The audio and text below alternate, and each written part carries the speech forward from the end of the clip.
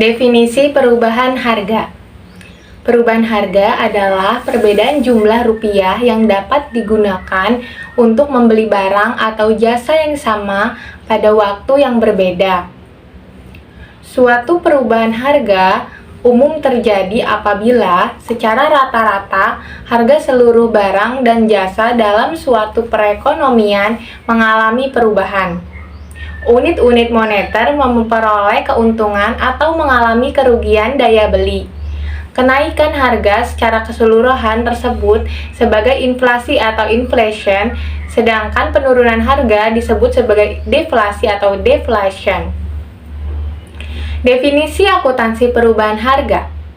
Akuntansi perubahan harga merupakan bagian dari pelaporan keuangan untuk mencapai tujuan penyajian informasi keuangan.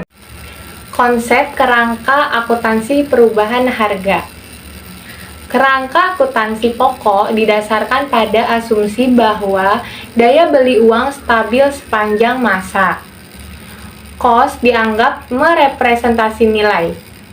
Dalam keadaan terjadi perubahan harga, cost historis dipertahankan karena alasan keterlandalan atau keobjektifan pengukuran dan keterujian data. Dalam kondisi perubahan harga sangat mencolok, keberpautan informasi dengan keputusan menjadi berkurang, agar kualitas keterandalan atau reliabilitas dan keberpautan. Relevansi dapat dicapai, kerangka akuntansi pokok harus dilengkapi dengan informasi perubahan harga untuk menunjukkan pengaruhnya terhadap laba dan posisi keuangan. Kerangka akuntansi pokok akan menghasilkan statement keuangan dasar. Tujuan pelaporan keuangan tidak terbatas pada masalah pertanggungjawaban, tetapi juga pada pemenuhan kebutuhan pengambilan keputusan ekonomi yang lebih luas. Tujuan penyajian informasi untuk pertanggungjawaban menjadi tidak berarti atau bahkan dapat diganti sama sekali. Cost merupakan jumlah rupiah kesepakatan dalam rangka memperoleh barang dan jasa yang merupakan jumlah rupiah kesepakatan dalam rangka penyerahan produk atau jasa yang dihasilkan perusahaan. Masalah akuntansi. Sebagai dasar, dalam kondisi perubahan harga, akuntansi cost historis menghadapi 3 masalah fundamental yang berkaitan dengan penilaian atau valuation, unit pengukur measurement unit, dan pemertahanan kapital atau capital maintenance. Yang pertama, masalah penilaian. Nilai aset individual atau spesifik akan berubah jika dibandingkan dengan aset tertentu yang lain meskipun daya beli uang tidak berubah. Perubahan ini disebabkan oleh penggunaan teknologi yang berbeda atau kemampuan produk baru yang lebih tinggi. Akuntansi menghadapi masalah dalam hal ini karena cost tercatat untuk suatu aset tidak lagi menggambarkan nilai aset tersebut. Model akuntansi untuk menghadapi masalah ini adalah akuntansi nilai sekarang yang pengukuran nilainya bergantung pada dasar penilaian yang dianut, yaitu cost sekarang atau nilai keluaran sekarang. Yang kedua, masalah unit pengukur. Daya beli uang dapat berubah sehingga unit moneter sebagai pengukur nilai tidak bersifat homogenus atau sama.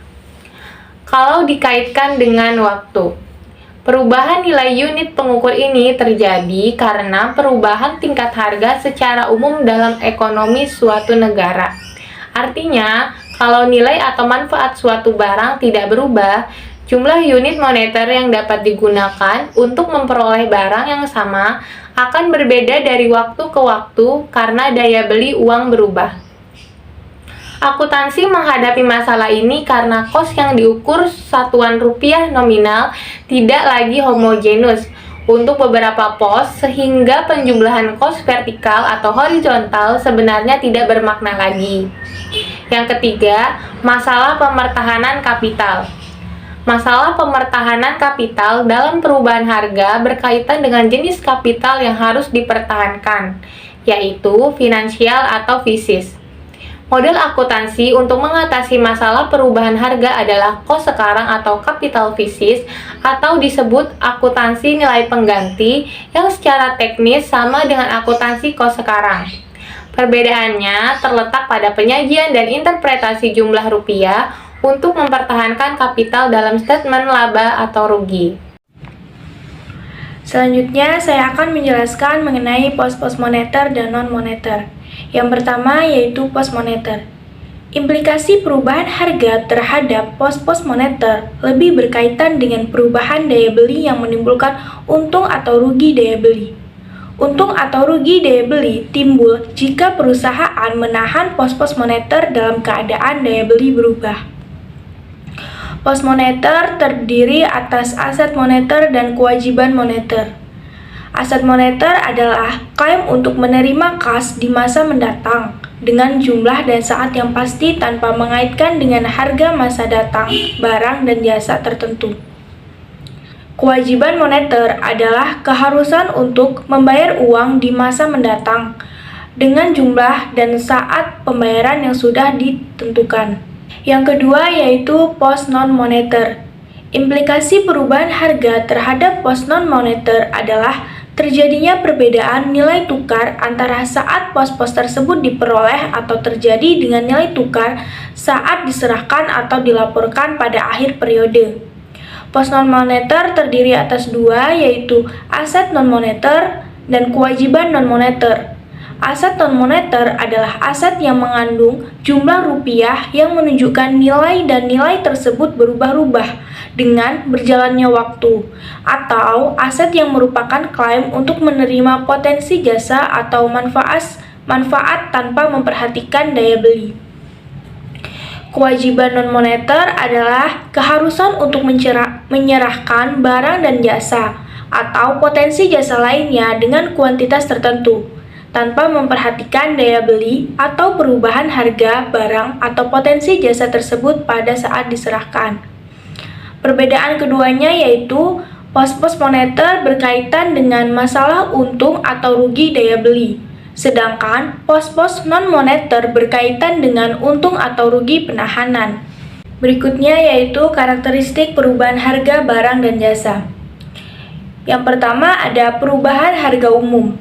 Perubahan harga umum mencerminkan kenaikan atau penurunan nilai tukar satuan uang atau dikenal dengan perubahan daya beli. Yang kedua, perubahan harga spesifik. Perubahan harga spesifik adalah perubahan harga barang tertentu karena nilai intrinsik barang tersebut berubah, sehingga nilai tukarnya juga berubah baik di pasar masukan maupun pasar keluaran. Perubahan harga spesifik terjadi karena faktor antara lain seperti perubahan selera konsumen, perubahan teknologi di bidang teknik industri, dan spekulasi atau perubahan harapan masyarakat terhadap kuantitas barang dan jasa tertentu yang tersedia dalam masyarakat. Implikasi akuntansi dalam akuntansi kos historis merupakan informasi tentang jumlah rupiah untuk mempertahankan kapital. Yang ketiga yaitu perubahan harga relatif. Perubahan harga relatif mengukur tingkat penyimpanan perubahan harga barang atau jasa tertentu terhadap perubahan akibat perubahan tingkat harga umum seluruh barang dan jasa. Perubahan harga relatif adalah perubahan harga setelah pengaruh perubahan daya beli dikeluarkan atau diperhitungkan. Selanjutnya yaitu akuntansi daya beli konstan. Tujuan akuntansi daya beli konstan adalah mempertahankan kapital atas dasar daya beli. Untuk dapat menyajikan statement keuangan berbasis daya beli data kos historis harus dikonversi menjadi kos daya beli pada saat pelaporan. Dengan konsep daya beli konstan, daya beli dapat menjadi golongan kapital yang lain, yaitu kapital daya beli.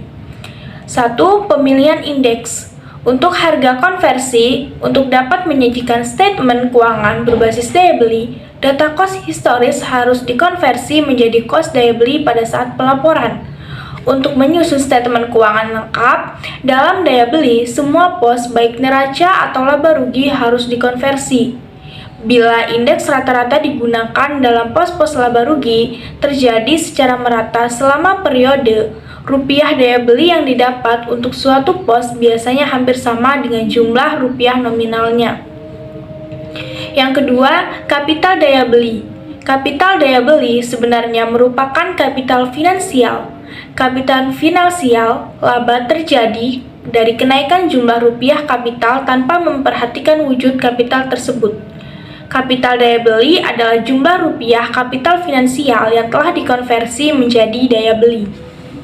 Selanjutnya, terdapat keunggulan dan kelemahan dari akuntansi daya beli konstans. Yang pertama yaitu keunggulan dari akuntansi daya beli konstans. 1. Akuntansi daya beli konstans menjadi angka akuntansi lebih bermakna. 2. Dengan akuntansi daya beli konstans, perbandingan antar periode akan memberikan informasi yang lebih bermakna daripada perbandingan atas dasar rupiah nominal. 3. Perbandingan data antar perusahaan akan menjadi lebih berarti dan informatif. 4. Akuntansi daya beli konstans akan menghasilkan informasi laba atas dasar konsep mempertahankan kapital. Sedangkan untuk kelemahan dari akuntansi daya beli konstans yaitu 1. Akuntansi daya beli konstans belum memperhitungkan pengaruh perubahan spesifik. 2. Manfaat informasi tambahan kemungkinan besar tidak sepadan dengan kos untuk menyusun statement keuangan daya beli konstans. Yang ketiga, statement keuangan daya beli konstans diinterpretasi secara keliru sebagai informasi tentang nilai sekarang.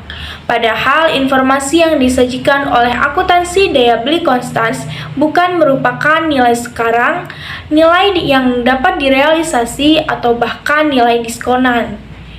Yang keempat, untung rugi daya beli tidak mempunyai makna atau interpretasi yang jelas atau intuitif. Selanjutnya yaitu ada akuntansi kos sekarang, yang dimana tujuan akuntansi kos sekarang adalah mengukur laba suatu periode dengan mempertahankan kapital semula. Kapital diukur atas dasar kapasitas operasi atau kemampuan untuk menyediakan barang dan jasa dengan kuantitas yang sama dengan kapasitas atau kemampuan kapital sebelumnya. Akuntansi kos sekarang menuntut agar sebuah sumber ekonomi atau potensi jasa yang dikonsumsi atau keluar dari kesatuan usaha diganti dengan sumber ekonomi yang mempunyai fungsi atau kemampuan yang sama atau lebih besar. Berikut 3 aspek teoritis. Yang pertama, ada dasar pengukuran kos sekarang. Yang kedua, kos sekarang dan pemertahanan kapital. Dan yang ketiga, sumber informasi dan teknik pengukuran penentuan kos sekarang. Slide selanjutnya, yang pertama ada dasar pengukuran kos sekarang, yang dimana dasar pengukuran kos sekarang yaitu ada 3. Yang pertama yaitu ada kos pengganti. Dengan dasar ini, penekanan diletakkan pada kos penggantian aset yang dikuasai perusahaan dengan aset sejenis atau sama fungsinya. Tiap jenis aset akan diukur kos sekarangnya atas rupiah yang diperlukan sekarang untuk mengganti aset dengan aset sejenis dalam kondisi dan fungsi yang sama. FASB memberi pedoman pengukuran fasilitas fisik yang sudah terpakai dengan cara berikut. Yang pertama, mengukur kos sekarang suatu fasilitas fisik baru yang mempunyai potensi jasa yang sama dengan potensi jasa fasilitas fisik pada waktu beli perusahaan dan menguranginya dengan depresiasi yang diperhitungkan atas dasar kos baru sesuai metode yang ada. Yang kedua, mengukur kos sekarang suatu fasilitas fisik bekas yang sama umum dan kondisinya dengan aset sekarang dimiliki oleh perusahaan. Dan yang ketiga, mengukur kos sekarang suatu fasilitas fisik baru yang mempunyai potensi jasa yang berbeda dengan sekarang dimiliki perusahaan dan menyesuaikan kos baru tersebut terhadap perbedaan nilai potensi jasa akibat perbedaan umur, kapasitas, kualitas, jasa, dan kos pemeliharaan. Yang kedua yaitu ada nilai jual sekarang. Nah, dengan dasar ini, kos sekarang aset diukur atas dasar harga aset Seandainya pada saat sekarang perusahaan memilih untuk menjual aset tersebut alih-alih memakainya untuk operasi. Dasar penilaian digunakan dalam penentuan kos sekarang tidak harus sama dengan semua jenis aset. Dasar pengukuran ini sebenarnya ditetapkan hanya untuk aset yang belum terjual atau potensi jasa yang belum digunakan sampai akhir tahun. Nilai jual sekarang berarti jumlah rupiah pendapatan yang dapat direalisasikan seandainya aset dijual sekarang. Secara konseptual, laba periode untuk akuntansi perubahan harga ini akan terdiri atas 3 unsur utama, yaitu yang pertama ada laba operasi, dan yang kedua, untung atau rugi penahanan akibat perubahan nilai yang dapat direalisasi selama aset disimpan atau ditahan. Yang ketiga, margin pembelian yang merupakan selisih antara pendapatan cukup pasti terrealisasi dan kos pemerolehan aset tersebut. Akuntansi perubahan harga semacam ini hanya akan terjadi masuk akal kalau digunakan untuk aset yang tujuannya memang dijual tetapi belum terjual. Untuk aset yang memang tidak dijual, model akuntansi ini terlalu rumit untuk diterapkan. Selanjutnya yang ketiga ada nilai terrealisasi harapan. Pendekatan ini pengukuran dilakukan atas dasar nilai sekarang aliran kas masa datang yang diterima dari aset atau dibayar untuk aset atau utang bersangkutan. Untuk aset yang tersedia, pengertian sekarang adalah nilai neraca. FASB memberi pedoman saat dan dasar pengukuran kos sekarang untuk sedia, fasilitas fisik, kos barang terjual, dan depresiasi sebagai berikut ini. Yang pertama ada sedia. Ini diukur atas dasar jumlah rupiah yang lebih rendah antara kos sekarang dan jumlah rupiah terperoleh kembali pada tanggal pengukuran. Dan yang kedua, ada fasilitas fisik. Ini diukur atas dasar jumlah rupiah yang lebih rendah antara kos sekarang dan jumlah rupiah terperoleh kembali dari sisa potensi jasa fasilitas fisik pada tanggal pengukuran. Dan yang ketiga, sumber ekonomi yang digunakan untuk kontrak-kontrak yang belum selesai diukur atas dasar jumlah rupiah yang lebih rendah antara kos sekarang dan jumlah rupiah terperoleh kembali pada tanggal pemakaian atau tanggal sumber tersebut dinyatakan dipakai untuk kontrak. Yang keempat, kos barang terjual diukur atas dasar jumlah rupiah yang lebih rendah antara kos sekarang dan jumlah rupiah terperoleh kembali pada tanggal penjualan atau pada tanggal penjualan tersebut dinyatakan untuk dibebankan ke kontrak tertentu. Dan yang kelima, biaya depresiasi amortisasi diukur atas dasar kos sekarang atau jumlah rupiah terperoleh kembali rata-rata dari potensi jasa aset selama periode pemakaian. Dan yang terakhir, yang keenam, ada pendapatan biaya untung dan rugi lainnya. Ini dapat diukur sebesar jumlah rupiah yang tersaji dalam statement laba rugi utama. Slide selanjutnya, yang kedua, kos sekarang dan pemertahanan kapital. Akuntansi kos sekarang juga dilandasi konsep pemertahanan kapital. Perubahan harga aset yang ditahan selama suatu periode menimbulkan untung atau rugi penahanan. Perlakuan untung atau rugi penahanan bergantung pada jenis kapital yang dianut. Yang ketiga, sumber informasi dan teknik pengukuran penentuan kos sekarang. Ada 4 macam teknik pengukuran, yaitu pengindeksan atau indexation, yang dimana sumber informasi dapat berupa indeks harga yang dihasilkan pihak eksternal untuk kelompok barang atau jasa yang diukur, dan indeks harga yang dihasilkan sendiri oleh perusahaan berdasarkan catatan historis untuk kelompok barang atau jasa yang diukur. Kemudian teknik yang kedua yaitu ada penghargaan langsung atau direct pricing, yang dimana sumber informasi dari luar berupa harga faktur sekarang, daftar harga dari penjualan barang atau jasa, atau kutipan harga lain atau taksiran,